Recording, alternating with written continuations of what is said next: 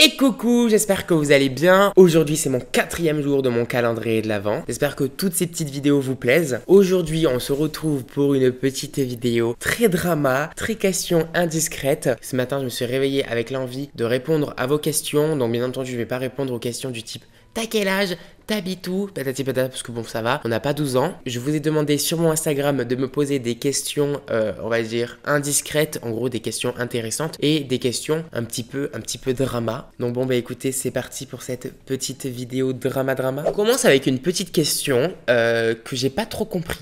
Franchement, c'est pourquoi as-tu quitté le système scolaire tôt? J'ai pas trop compris dans le sens où j'ai quand même 20 ans maintenant, hein, donc j'ai du vécu. À dire j'ai quitté, mais c'est même pas j'ai quitté, c'est en fait à partir du moment où j'ai eu mon bac, j'ai décidé de ne pas continuer dans des études supérieures.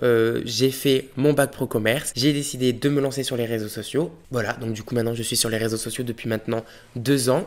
Tout se passe bien et je regrette pas du tout, mais pour moi arrêter après le bac, c'est pas quitter le système scolaire tôt, je veux dire. Surtout en plus quand on fait un bac pro, la plupart du temps quand on fait un bac pro, c'est pour ne pas faire d'études supérieures quand même, c'est pour directement pouvoir travailler. Et bah voilà, c'est ce que j'ai fait. Et franchement, je suis très content d'avoir fait mon bac pro, il était super. As-tu déjà trompé quelqu'un?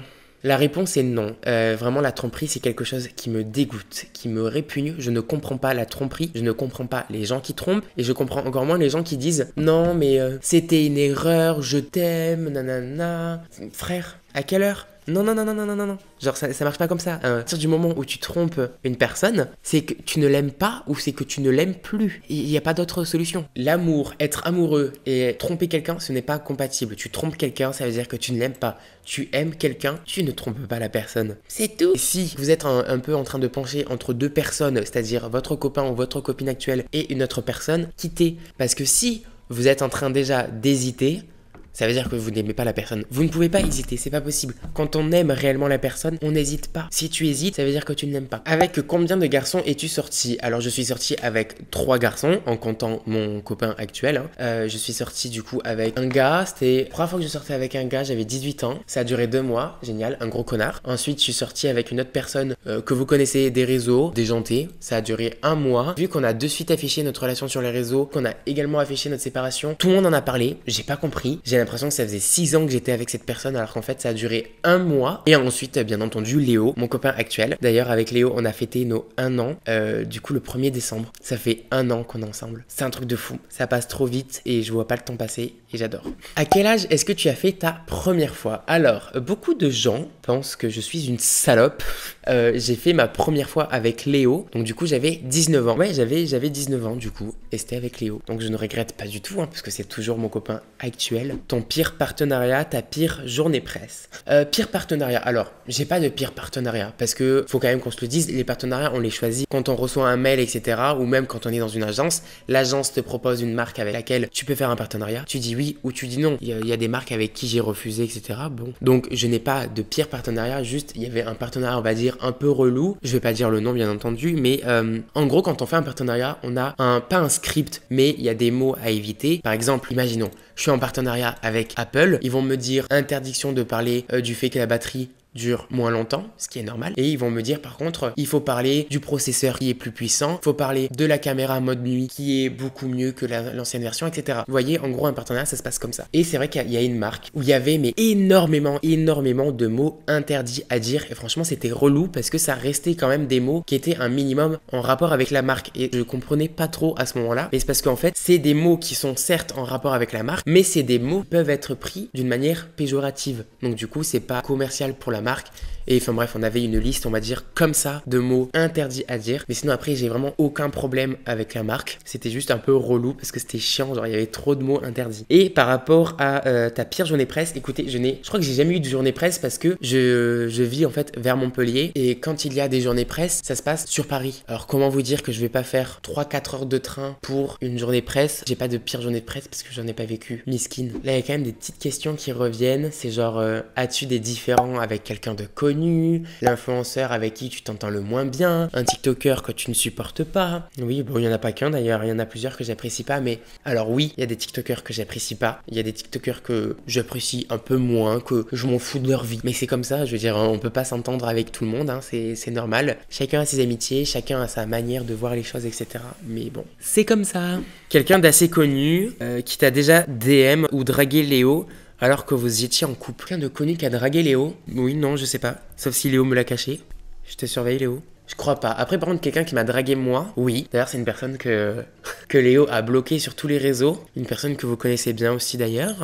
Ton avis sur le boycott de Jeffree Star, le fais-tu? Alors, comment vous dire que moi je suis très peu de drama. Je regarde pas trop les dramas, ça m'intéresse pas. Après, bien entendu que j'ai entendu les échos sur Jeffree Star. Alors, est-ce que je fais le boycott? Oui et non, dans le sens où j'ai jamais acheté de produits Jeffree Star. Les 3 produits Jeffree Star que j'ai eu il y a 1 an, parce que du coup, il y avait une marque de maquillage qui m'avait envoyé des produits gratuitement. Et dedans, il y avait 3 produits Jeffree Star. Donc, ce sont les seuls produits que j'ai. Mais voilà, après, j'ai jamais acheté. Et je sais pas, c'est pas. Les palettes sont jolies, hein. Il faut dire ce qui est, les palettes sont belles, mais non, dans tous les cas, c'est jamais, ça m'a jamais réellement attiré. Donc, est-ce que je fais le boycott? Bah oui et non. Voilà. Penses-tu que certains TikTokers soient jaloux de l'ascension de Period de Henry? Alors, oui, je pense. Je pense que certains TikTokers sont jaloux de l'ascension de Henry parce que de ce que je sais quand même, Henry a pas mal de petites histoires avec plein de petits TikTokers, etc. Donc forcément de le voir percer aux États-Unis avec des millions de likes, c'est sûr certain que ça leur fout les boules. Mais écoutez, moi je trouve ça absolument génial. Henry, c'est quelqu'un d'absolument méritant. Je veux dire, quand vous connaissez réellement Henry, pas seulement juste à travers l'image qu'il peut renvoyer sur les réseaux. Henry, c'est vraiment une bonne personne. Il est hyper gentil. C'est un ami sur qui tu peux compter. Quand je suis avec Esther et que je vois comment Henry il est avec Esther ou quand je vois comment Henry est avec Diego, etc. Je vois que quand on est ami avec lui, bah, c'est une personne sur qui on peut compter. C'est une personne franche qui te dira tout ce qu'il pense et même son travail. Il fait un travail de ouf. Il retouche super bien ses photos. Il fait des make-up de malade. Ses perruques, elles sont incroyables et c'est un personnage Henry qui fait, il est méritant de A à Z et je suis trop content de le voir percer aux États-Unis. J'ai hâte de le voir avec James Charles, avec la Charli D'Amelio ou avec Abby Roberts parce que c'est une personne qui le mérite. Pourquoi tu es en froid avec Benoît Chevalier? Alors, qu'on se le dise, Benoît Chevalier, je ne suis pas en froid avec lui. C'est juste que tous les deux, on s'entend pas, on a tous des caractères différents, on ne peut pas s'entendre avec tout le monde. Et avec Benoît, oui, c'est vrai, voilà, on s'entend pas forcément. J'ai rien contre lui, je pense qu'il a rien contre moi. Et j'espère en soi parce que j'ai rien fait. On n'est même pas forcément froid, juste on se parle pas. C'est tout. Diego ou Esther? Bon, franchement, ça va pas être compliqué. Diego, des gros bisous sur toi. Mais je préfère Esther tout simplement parce qu'avec Esther, on se parle beaucoup plus. Et puis, j'ai plus vu Esther, etc. J'adore Diego, hein, bien entendu. Esther. Tu comptes bientôt avoir ton appartement? C'est vrai que c'est quand même une question que je me pose parce que là, actuellement, je fais des vidéos tous les jours, etc. Moi, je suis quelqu'un, j'aime beaucoup ma tranquillité. Après, quitter le cocon familial, c'est quand même prendre totalement ses responsabilités, les courses, le loyer, être totalement indépendant. Et encore une fois, c'est aller où? Où est-ce que je pars? Est-ce que je prends réellement un appartement?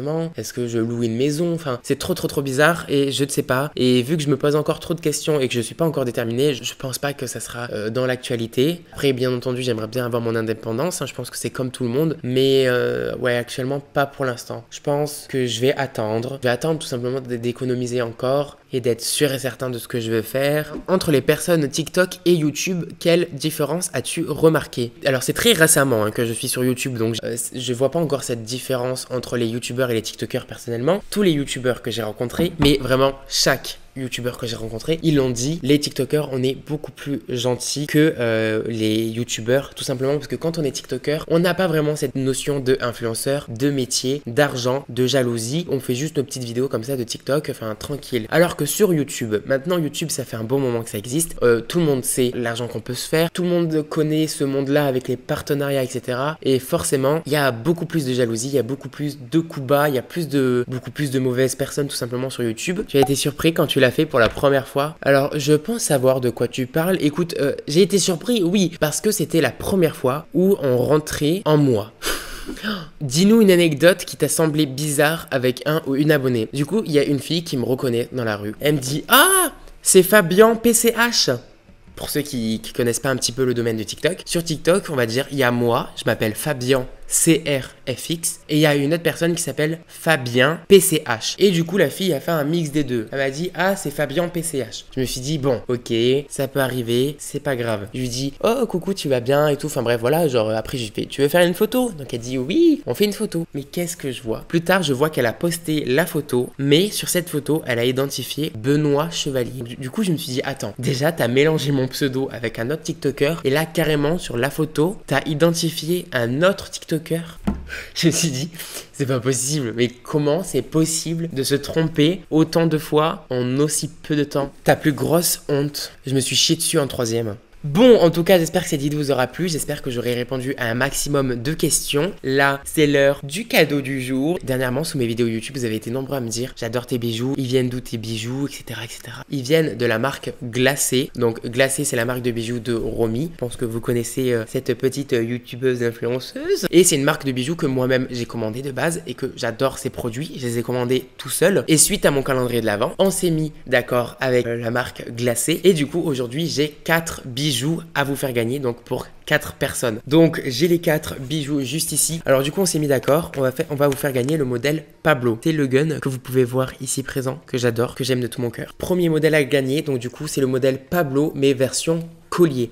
Je vous mettrai une photo à l'écran parce qu'il est trop beau. Donc là, c'est le modèle en argent. Ensuite, nous avons le modèle Pablo version boucle d'oreille, toujours en argent. Nous avons le modèle Pablo, toujours en boucle d'oreille, mais cette fois-ci couleur or. Donc c'est exactement la même boucle d'oreille que moi. Je l'aime trop, ce modèle, c'est un truc de fou. Et pour finir, nous avons de nouveau le collier Pablo, toujours en argent, à gagner. Alors cette fois-ci, au niveau de la participation pour tenter votre chance de gagner les bijoux, il y a juste une petite chose en plus. Toujours être abonné à ma chaîne YouTube, à mon compte Instagram. Et cette fois-ci, il faudra également être abonné au compte Instagram de Glacé. Donc vous aurez directement le lien en barre d'infos. Vous avez également le pseudo qui s'affiche à l'écran. Et comme d'habitude, vous m'envoyez un petit message en me disant je participe au concours Glacé, je veux gagner tel bijou. Puisque là, vu qu'il y a 4 bijoux, dites-moi lequel vous voulez. Comme ça, au moins, si vous êtes le prochain ou la prochaine gagnante, vous allez recevoir le bijou que vous choisissez. En tout cas, je vous fais plein de gros bisous. Je vous dis à demain pour une nouvelle vidéo à 18 h. Ciao!